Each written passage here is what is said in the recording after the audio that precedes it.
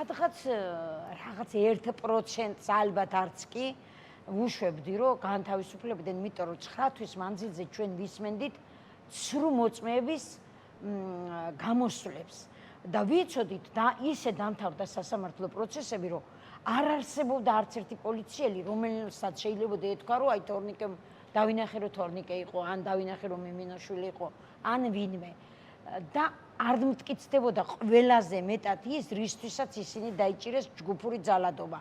იმიტომ რომ იმ ჯგუფს, ვისაც აბრალებდნენ ზვიად ცეცხლაძეს, კაძელაშვილს და კასტრაძეს, საერთოდ არაფერი არ მტკიცდებოდა იქიდან.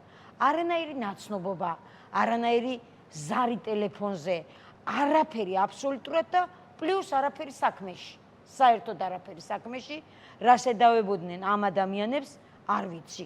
პროტესტს ვთვლიდით, რომ იყვნენ და ამბობდნენ, რომ აი ნამდვილად პოლიციელები იძახდნენ იმას, რომ ვიდეო მტკიცებულებით დავამტკიცეთ ჩვენ, რომ ექსპერტიზაზე, რომ ეს არის თორნიკე გოშაძე. მაგას არ ჩვენ არ ვუარყოფდით, რომ ის იყო თორნიკე გოშაძე, ის იყო ზვიად ცეცხლაძე. ვინ ამბობდა იმას, რომ ისინი არ იყვნენ? მაგას, მაგრამ რა დააშავეს? იმას ვერ ამბობდნენ ისინი. და ვიცოდით, რომ არც არაფერი არ დააშავეს. ჯერ ერთ-ერთი პროტესტში წავიდნენ, იმიტომ რომ პროტესტი გამოიწვია პრემიერ-მინისტრის განცხადებამ, რაც განაცხადა ტელევიზიით.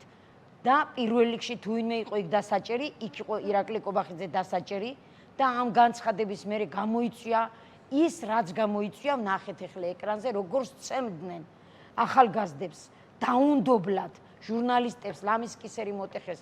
თქვენ სწორად თქვით, თორნიკემ არ გაჩერდებოდა სახლში, თუ გინდაც იმ წუთში, რაც არ უნდა ყოფილიყო, როცა დაინახა, როგორც ცემეს იმ ბიჭს. დიდხანს აინტერესებდა, იყო თუ არა ცოცხალი ის ადამიანი.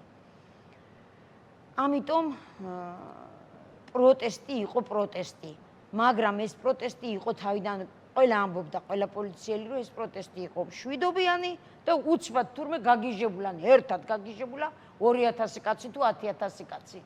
მაგრამ ირაკლი კობახიძე ისიც თქვა, რომ ესენი ჩვენ აქ იყო 1000 კაცი, მაგ დამნაშავე სიტყვაზე, მაგრამ ჩვენ დავიჭირეთ 20, იმიტომ რომ პრევენციის მიზნით. დანარჩენს რო შეშინებოდათო. აქაც ხო დაუშვა შეცდომა, რომ თქვა ეს. თავიანთ თავს ვერ აკონტროლებენ თვითონ, თორა ჩვენ ისედაც კარგად ვიცით ისინი, რასაც ამბობენ, ცდებიან თავიანთ ნათქვამში. და თურმე მიტო დაიჭირა, ეხლა ვინ შეაშინა მაგით? არავინ. ეს ბიჭები კიდევ უფრო გაძლიერდნენ, ჩვენც გაგვაძლიერეს ოჯახის წევრები. კიდევ უფრო მებრძოლები გაგვხადეს. თურმე მივხვდით, რომ თურმე რამდენად ბრძოლის უნარიანები ყოფილვართ. იმიტომ რომ იქიდან გვამხნევებდნენ. რასაც ჩვენ უყურებთ ამდენი დღეა, თვეებია უკვე ამ პატარა ბიჭებმა აღარ გულისხმობ თქვათ კასტრაძეს, კაძელაშვილს, ამ პატარა ბიჭებმა როგორი ის გამოიჩინეს სიმტკიცე, რომ ვერცეც ვერ აღიარებინეს არჩადენილი დანაშაული. არ შეშინდნენ და არ თქვეს და სულ ამბობდნენ, არ იქნება არავითარ შემთხვევაში აღიარებითი ჩვენება და მართლაც აი 19-ნი არიან, არც ერთი არ გატყდა, არც ერთს არ თქვა ტყუილი, იმიტომ რომ არაფერი არ დაუშავებიათ და იბრძოლეს ბოლომდე.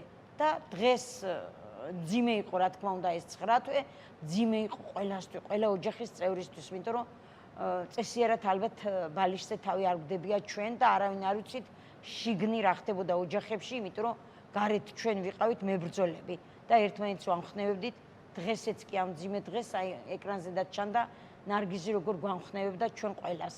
მე უბრალოდ ჩემი ემოცია იყო მოზღვავებული და გაბრაზებული ძალიან, იმიტომ რომ მე დედა ვარ და არ უნდა იყოს ჩემი შვილი და არც ერთი პატიმარი დღეს ციხეში 9 თვეც არ უნდა ყოფილიყვნენ და მიუხედავად იმისა, რომ იყო 4-დან 6-მდე და დღეს ეს იყო 2 წელი, თვლიან ისინი, რომ ესიც არ არის მათთვის სასჯელი, არ უნდა ყოფილიყო, იმიტომ რომ არ ეკუთვნოდათ მათ ეს სასჯელი.